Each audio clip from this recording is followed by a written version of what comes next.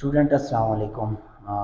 Lecture number 21 KPK board के first year mathematics book से हमने स्केलर्स और वेक्टर्स का चैप्टर उठाया है। 3.4 तक का हमारा सफ़र कंप्लीट हो गया है। वेक्टर्स और स्केलर्स के 3 एक्सरसाइजेस को भी सॉल्व किया है और डिटेल से उनके कंसेप्ट्स भी पढ़े हैं। अब 3.4 एक्सरसाइज है क्रॉस प्रोडक्ट से रिलेटेड। क्रॉस प्रोडक्ट से रिलेटेड एक्सरसाइज है ये। 5 क्वेश्चन सॉल्व की है हमने। क्वेश्चन नंबर 6 है हमारे पास। A force F 3i cap minus 2j cap plus 5k cap acts on a particle at this point. Find the moment or torque of the force about the origin and the point this. हमने torque को explain किया है lecture number 18 19 को आप देख सकते हैं। Detail से क्रॉस प्रोडक्ट को एक्सप्लेन किया है, फिर उसके बाद टॉर्क को भी एक्सप्लेन किया है जिसको मूवमेंट ऑफ फोर्स भी कह सकते हैं।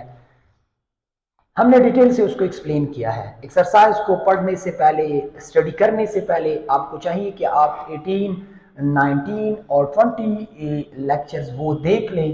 फिर 21 आपका 3.4 से रिलेटेड है, क्रॉस प्रोडक्ट से रिलेटेड है। अब हमारे पास क्या है, फोर्स है। ये फोर्स अप्लाई हो रहा है एक पार्टिकल पे। Find the movement of force. हमने मूवमेंट ऑफ फोर्स या टार्क को फाइंड करना है एट द ओरिजिन या एट द पॉइंट 1 2 एंड 1, या इस पॉइंट पे या ओरिजिन पे। तो मैं ले रहा हूं एक पार्टिकल को, फॉर एग्जांपल ये एक पार्टिकल है, ये एक पार्टिकल है, ये ओरिजिन है। ओरिजिन को हम O से रिप्रेजेंट करते हैं। ये मैंने एक बार कैलकुलेट भी किया है लेकिन आपके लिए फिर से कैलकुलेट कर रहा हूं। ये ओरिजिन है, पहले हम इसके लिए सॉल्व कर रहे हैं, फिर इसके लिए देखते हैं। ये ओरिजिन है, ये एक पार्टिकल है जो यहाँ पे लाई करता है।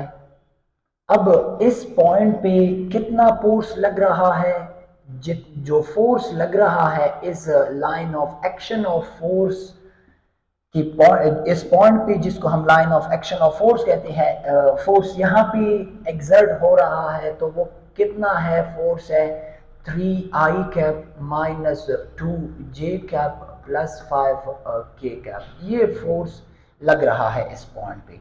जब ये फोर्स लग रहा है, ये ओरिजिन पे है। मैंने एग्जांपल भी दी थी आप लोगों को कि अगर मैं इसको फिक्स कर लूं, इसको ओरिजिन सपोज कर लूं और यहाँ पे इस पे फोर्स लगा दूं, तो ये क्या हो जाएगा, ये रोटेट हो जाएगा। इस तरह क्या हो जाएगा, ये रोटेट हो जाएगा। जब ये रोटेट होगा, मैंने डस्टर की मिसाल दी थी इस तरह कि इसको फिक्स करते हैं, यहाँ पे फोर्स लगा दे तो ये रोटेट होगा, मूवमेंट ऑफ फोर्स प्रोड्यूस होगी, उसमें टार्क प्रोड्यूस होगी। तो टार्क को कैसे फाइंड करते थे, टार्क का जो फार्मूला था या मूवमेंट ऑफ फोर्स को जो हम फाइंड करते थे, उसको हम R क्रॉस F लिखते थे। अब तो हमारे पास इधर मौजूद है 3i cap minus 2j cap plus 5k cap. अब क्या है, R को कैसे फाइंड करें। R को हमने कहा था ये क्या है, मूवमेंट ऑफ फोर्स है। मूवमेंट ऑफ फोर्स है जो परपेंडिकुलर डिस्टेंस है किन पॉइंट्स के बीच, एक्सिस ऑफ रोटेशन। इसको क्या कहते हैं, एक्सिस ऑफ रोटेशन, क्योंकि क्या है ये यहां पे रोटेट हो रहा है, ये एक्सिस ऑफ रोटेशन। और ये कौन सा पॉइंट है, ये क्या है, line of action of force है, line of action of force है। इस पे फोर्स अप्लाई हो रहा है और ये यहां से फॉर एग्जांपल यहाँ पे क्या हो गया है, डिस्प्लेस हो गया है, इतना रोटेट हो गया है। तो हमने क्या करना है, इस रोटेशन को फाइंड करना है। इसको कैसे फाइंड करते हैं, R क्रॉस F से। R क्रॉस F, R को कैसे फाइंड करेंगे, R ये डिस्टेंस है, यहां से यहां तक का डिस्टेंस है। इसको फाइंड कर लेंगे इन दो पॉइंट्स की मदद से। इस पॉइंट का, इस वेक्टर का ये इनिशियल पॉइंट है, ये टर्मिनल पॉइंट है। तो मैं R को कैसे फाइंड कर सकता हूं, 1 के लिए सॉल्व कर रहा हूं मैं क्वेश्चन नंबर ओरिजिन के लिए सॉल्व कर, और इस ओरिजिन पे इस पॉइंट की मूवमेंट को या मूवमेंट ऑफ फोर्स को या टार्क को फाइंड कर रहा हूं। तो मैं कैसे फाइंड करूंगा, आर को मैं लिख सकता हूं ओ पी। पी कौन सा पॉइंट है, टर्मिनल पॉइंट है, तो मैं लिख सकता हूं 1 माइनस 2 2 माइनस ओरिजिन 0 0। इस तरह फाइंड कर सकते हैं इसको, तो मैं लिख सकता हूं R vector is equal to O P vector, इससे सब्ट्रैक्ट कर ली, यही पॉइंट आएगा क्योंकि ओरिजिन के सारे कंपोनेंट जीरो है। तो मैं इसको वेक्टर फॉर्म में कैसे लिख सकता हूं, 1 i cap minus 2 j cap plus 2 k cap, इस तरह मैं लिख सकता हूं।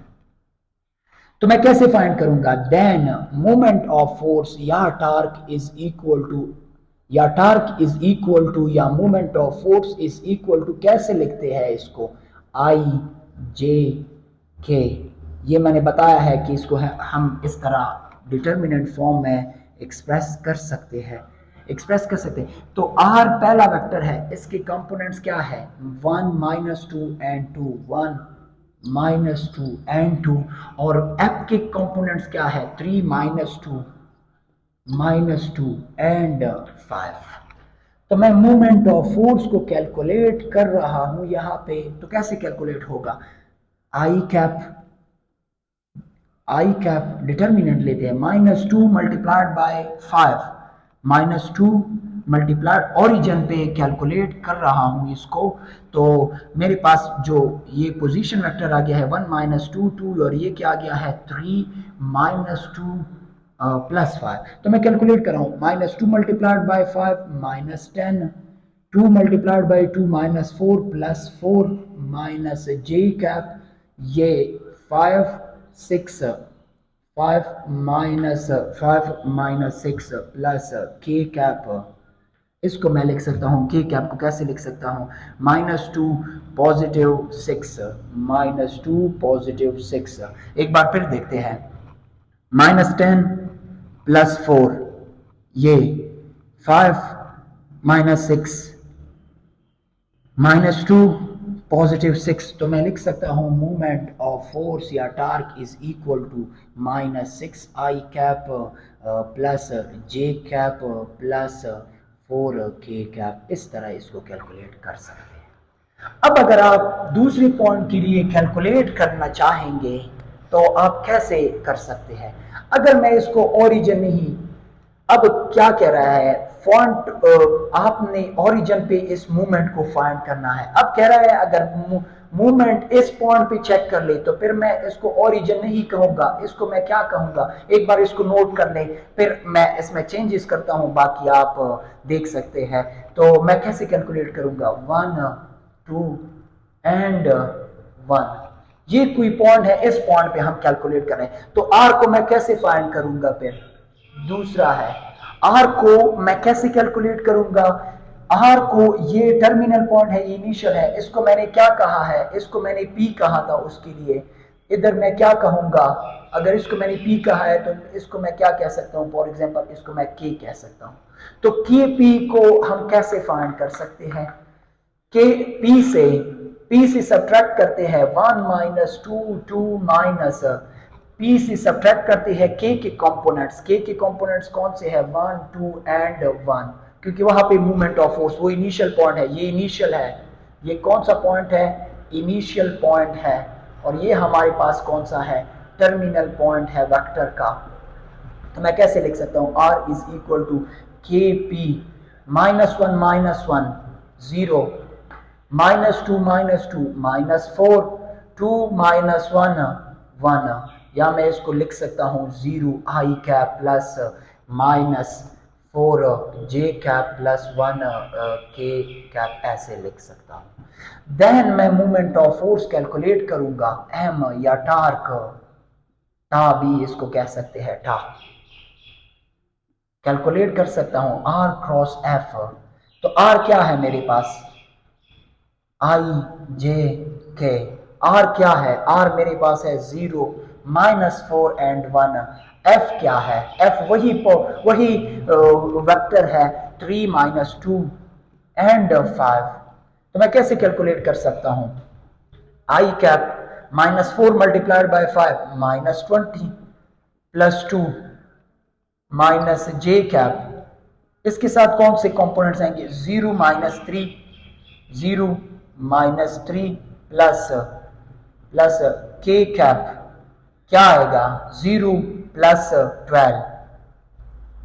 तो मैं लिख सकता हूं क्या है, minus 18i cap minus plus 3j cap plus 12k cap. इस तरह आप मोमेंट ऑफ फोर्स को फाइंड कर सकते हैं एक इस पॉइंट पे, जब यहाँ पे ये फोर्स एग्जर्ट हो रहा हो या ओरिजिन पे।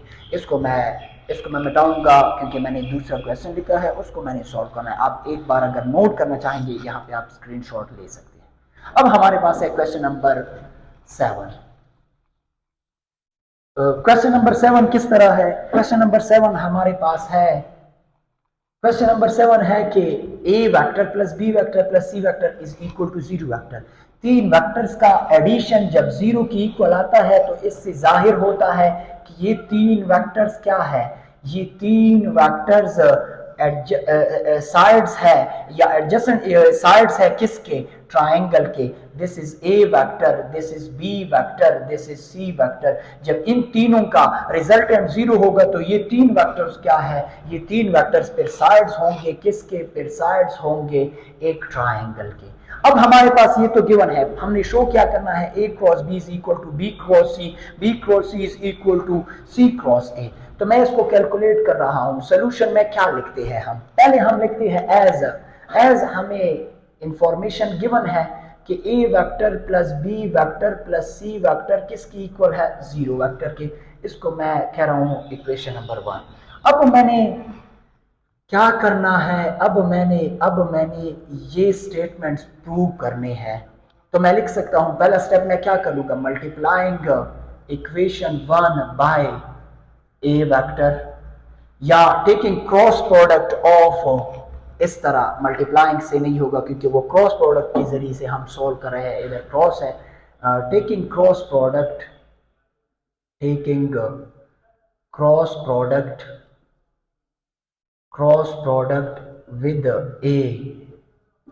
with a vector on both sides,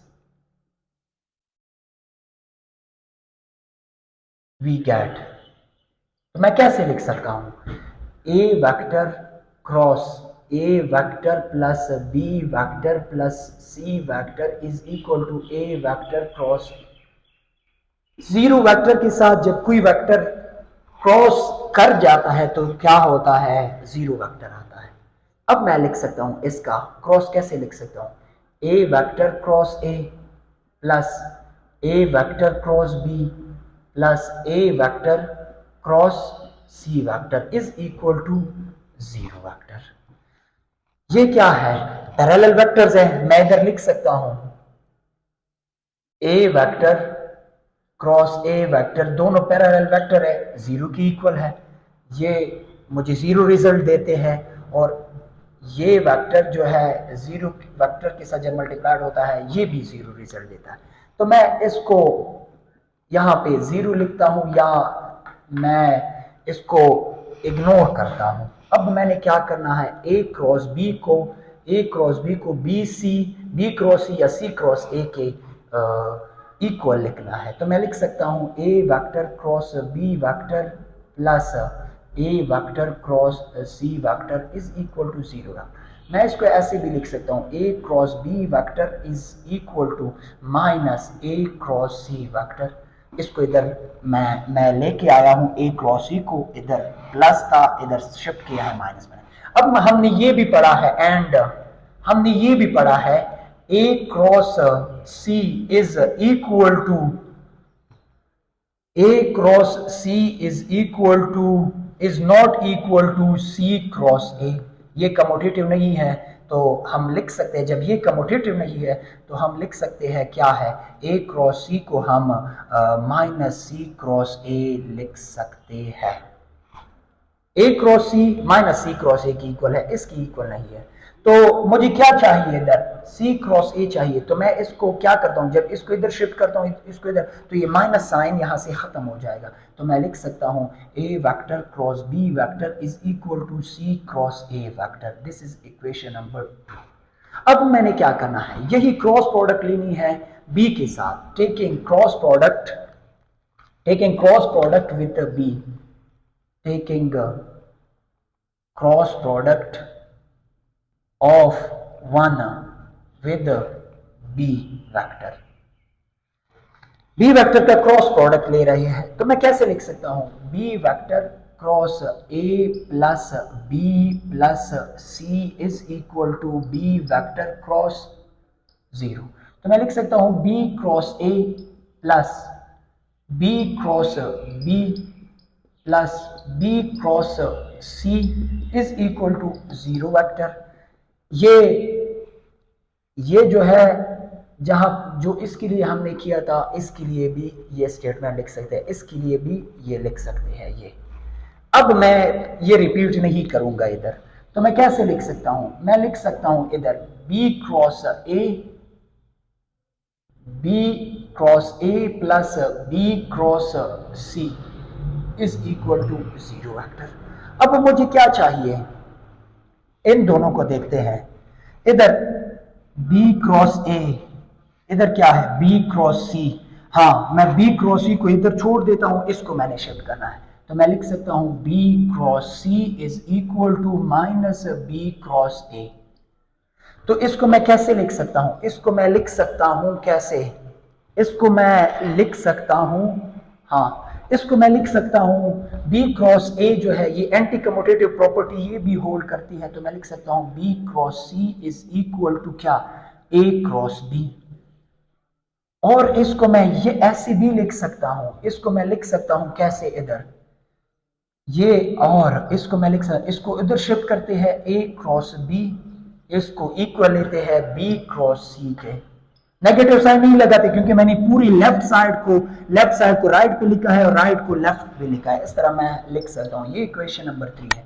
अब अगर इक्वेशन 2 को देख ले, इक्वेशन 3 को देख ले, यहाँ पे भी A क्रॉस B है, इधर भी A क्रॉस B है, तो मैं कंपेयर कर सकता हूं, comparing comparing 2 and 3 we get, 2 और 3 को कंपेयर करते हैं तो हम क्या कह सकते हैं, जब A क्रॉस B इसकी इक्वल है, A क्रॉस B इसके भी इक्वल है, तो मैं लिख सकता हूं कि C क्रॉस A B किसकी इक्वल है, B क्रॉस C के। तो मैं लिख सकता हूं कि B cross C vector equal है किसके, C vector cross A vector के। जब ये इसकी इक्वल है, ये इसकी इक्वल है, तो ये भी C क्रॉस A इक्वल है B क्रॉस C के।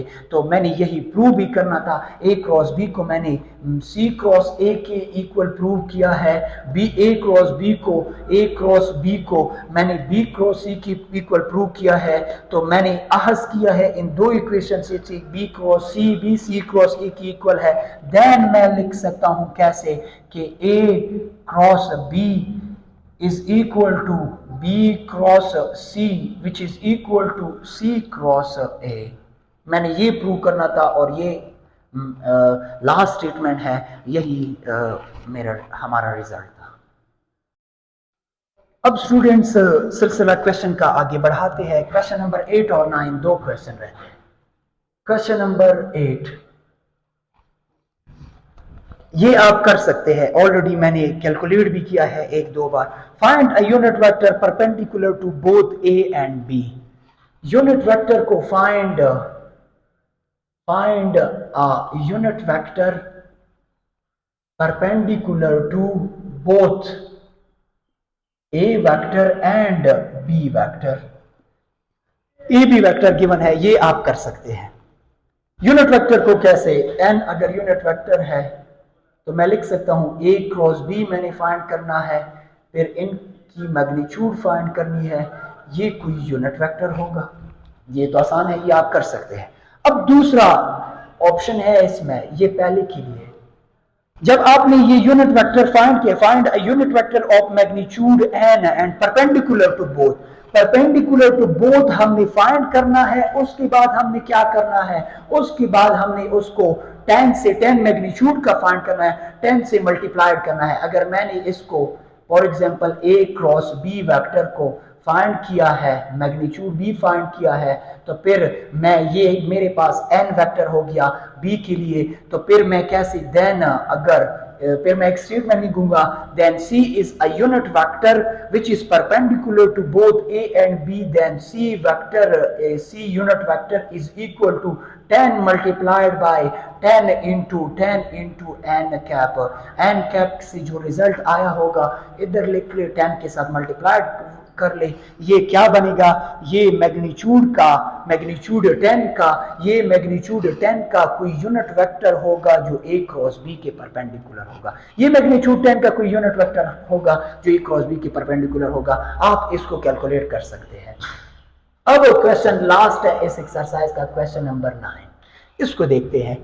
Find the area of a parallelogram whose diagonals, और find the area of a parallelogram whose diagonals are, parallelogram की एरिया फाइंड करनी है हमने।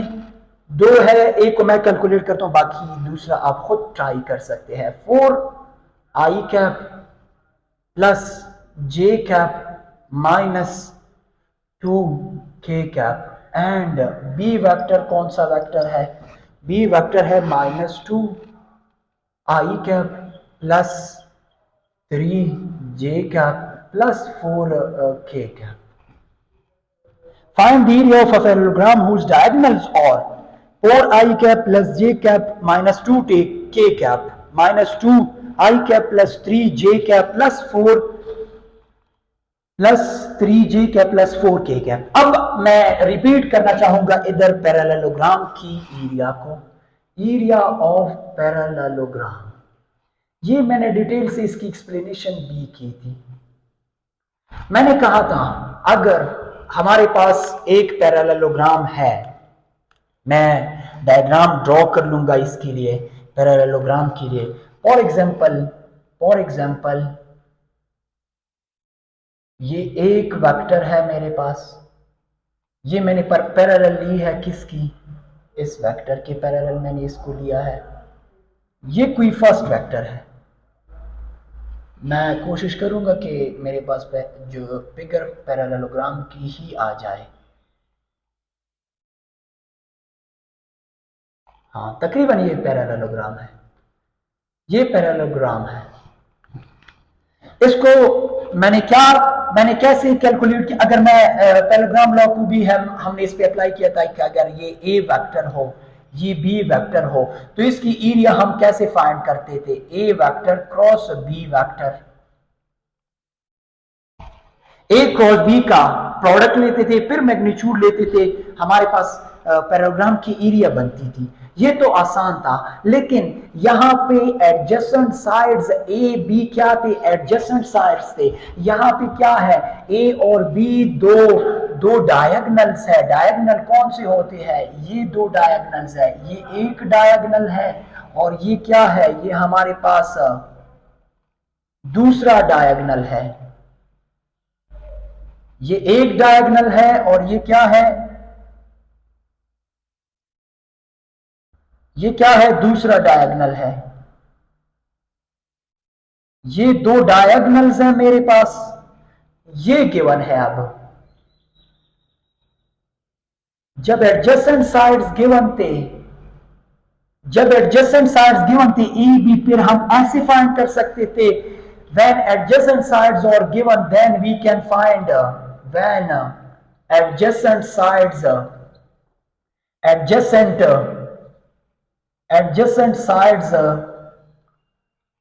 are given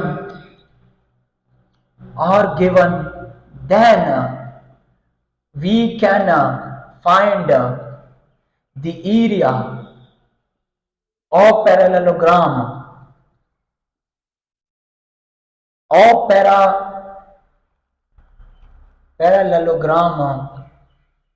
by formula A cross B magnitude. ये क्या था, parallelogram की एरिया थी हमारी। अब इसको तो हम यूज नहीं कर सकते इधर, क्यों, क्योंकि पैरेललोग्राम के एडजेसेंट साइड्स गिवन नहीं है। ये ए है, ये बी नहीं है, हमारे पास ये ए और बी दो क्या है। अगर मैं सपोज कर लूं इसको, मैंने इसको ए कहा है, इसको बी और इसको सी, इसको डी, ये मेरे पास ए वेक्टर बन गया, ये मेरे पास बी वेक्टर बन गया। इन दो वेक्टर्स को के जरिए, इन दो वेक्टर के जरिए से हमने ये साइड और ये साइड फाइंड करने हैं। इसको मैं सी कहता हूं, इसको मैं डी कहता हूं।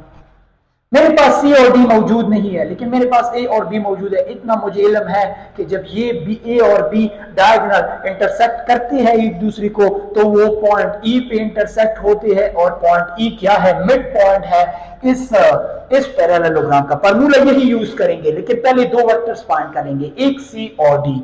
तो कैलकुलेट करते हैं पहले डायग्राम को देख ले। पहले मैंने क्या कैलकुलेट करना है, मेरे पास तो ए मौजूद है, बी भी मौजूद है, एक ये साइड मैंने कैलकुलेट करनी है, एक ये। लेकिन इन दो के लिए मैंने क्या कहा है, जब ये दोनों इंटरसेक्ट करते हैं, ये पॉइंट ए पे इंटरसेक्ट करते हैं, मैं एक जुमला लिखता हूं, if A B are the diagonals of आ, if vector A and vector B are the two diagonals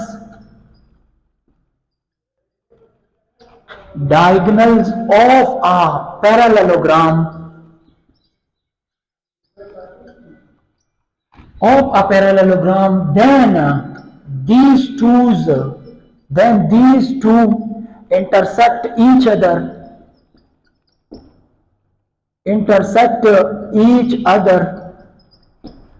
at point E, which is midpoint, which is the midpoint of vector A and B। जो A का B और B का B क्या है, mid point. ये मेरे पास information given है। अब मैंने क्या करना है, इस साइड को फाइंड करना है, इस साइड को। ये तो इसकी मदद से मैं नहीं कर सकता, इसकी मदद से नहीं कर सकता, इन दो वेक्टर्स की मदद से इसको मैं फाइंड करूंगा। जब इसकी डायरेक्शन ये है, तो ये ए ई की भी ये डायरेक्शन है, जब बी डी की ये डायरेक्शन है, जब बी डी की ये डायरेक्शन है, तो बी ई की ये डायरेक्शन होगी। अब मैं ए बी ई ट्राइंगल को यूज करूंगा, ए बी को फाइंड करूंगा, और ए ई डी ट्राइंगल को यूज करूंगा, ए डी को फाइंड करूंगा। तो मैं कैसे लिख सकता हूं, पहले मैंने क्या करना है, इस लेंथ को फाइंड करना है, इस लेंथ को फाइंड करना है। ये भी अननोन है, ये कैसे फाइंड होंगे। आपको इल्म है कि ए ई हाफ है ए सी का, क्योंकि क्या है, ई मिड पॉइंट है ए सी का। मैंने ये जुमला लिखा है, तो मैं कैसे लिख सकता हूं, A E vector is equal to E C vector, which is equal to 1 divided by 2 A vector. A vector को 2 पे डिवाइड करते हैं। ए वेक्टर कौन सा है, ये है मेरे पास, ये ए वेक्टर है। ए वेक्टर के एक्स कंपोनेंट को 4 divide by 2 I cap, 1 divide by 2 plus 1 divided by 2 J cap, minus 2 को 2 पे डिवाइड कर ले 1 के कैप। तो क्या आ गया, 2 I cap plus 1 divide by 2 G cap, 1 minus 1 K cap. And BE is equal to BE किसकी equal है, ED वेक्टर की इक्वल है, जिसको मैं लिख सकता हूं 1 divided by 2B vector. B के कंपोनेंट्स कौन से हैं, -2 3 एंड 4, तो -2 divide by 2 minus I cap, 3 plus 3 divided by 2 J cap, plus 4 divided by 2 K cap. ये मेरे पास क्या है, दो वेक्टर्स बने हैं, दो वेक्टर्स ये मेरे पास बने हैं। एक ये वेक्टर,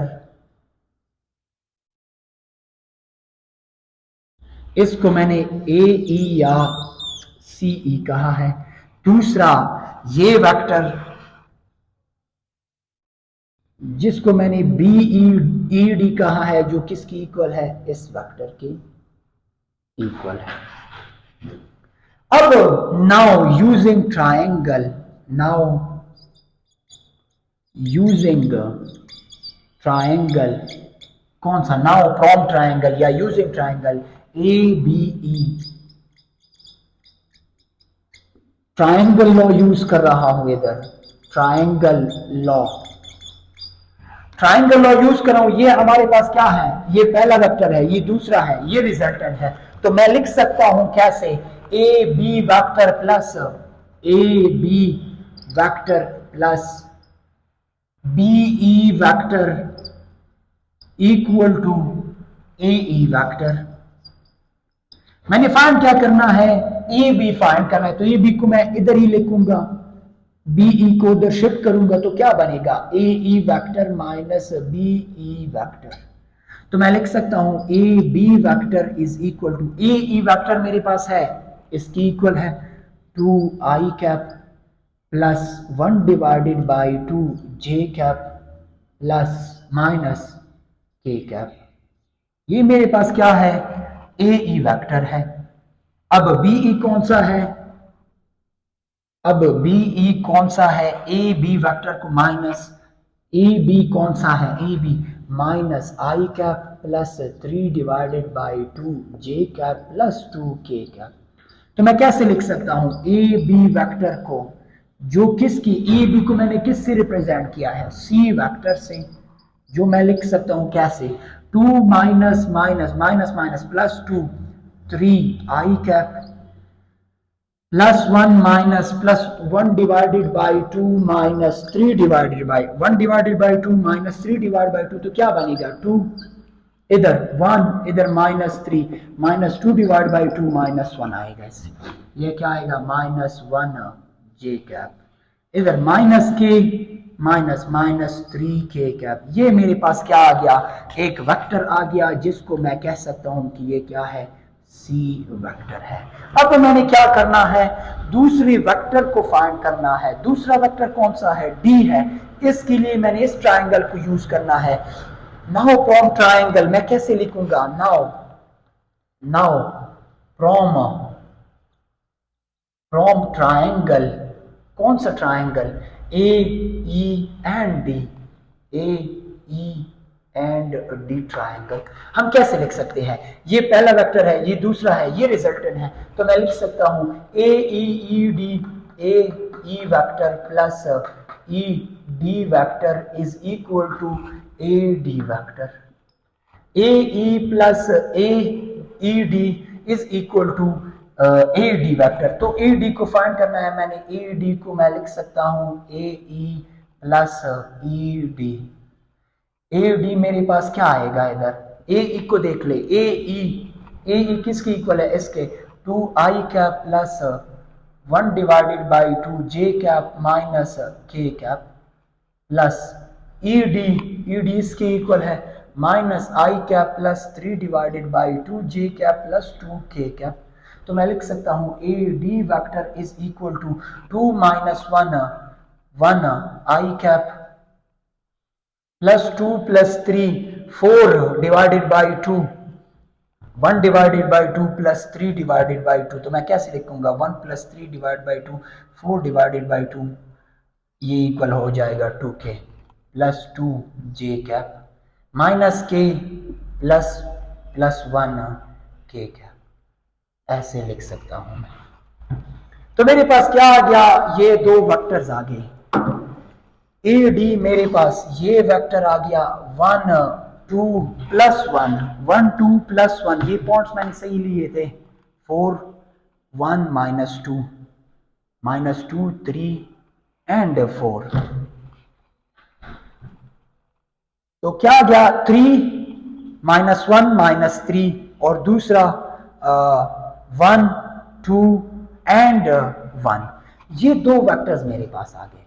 अब ये क्या है, इसको मैंने क्या कहा है, इसको मैंने डी वेक्टर कहा है, उसको मैंने सी वेक्टर कहा है। अब मैं क्या कर सकता हूं, पैरेललोग्राम यूज कर सकता हूं। Then area of parallelogram is equal to magnitude of A cross B।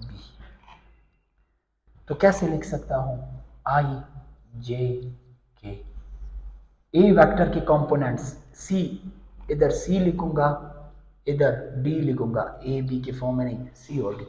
सी मेरे पास क्या है, 3 - 1, 3 - 1 - 3, और इधर क्या है, इधर 1 2 1 1 2 एंड 1। इसको मैं कैलकुलेट करना चाहूँगा, क्या लिखूंगा, आई cap -1 plus 3 2 6 plus minus J cap, इधर 3 +3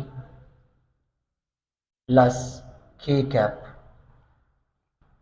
प्लस के कैप 3 2 6 -1 6 +1, तो मैं लिख सकता हूँ 5 आई कैप प्लस -6 जे कैप प्लस 7 के कैप।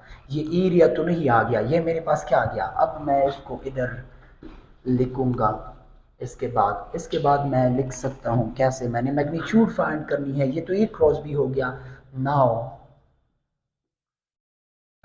या देन या इसके बाद स्टेप है मेरा, हर कंपोनेंट पे क्या करना है, आपने स्केयर लेनी है, +7 स्केयर। तो मैं क्या लिख सकता हूँ, 25 plus 36 plus 49 under the root, इसको ऐड कर लूँ, 9 + 6 15, 9 6 15 15 plus 5 20 0 2 3 5 4 9 2 110 is the area of parallelogram। ये पैरेललोग्राम की एरिया है। ये 3.4 था। आगे स्केलर ट्रिपल प्रोडक्ट के साथ हाजिर होंगे, उसके एक्सरसाइज को भी सॉल्व करेंगे। आज के लिए इतना ही, अल्लाह हाफिज़।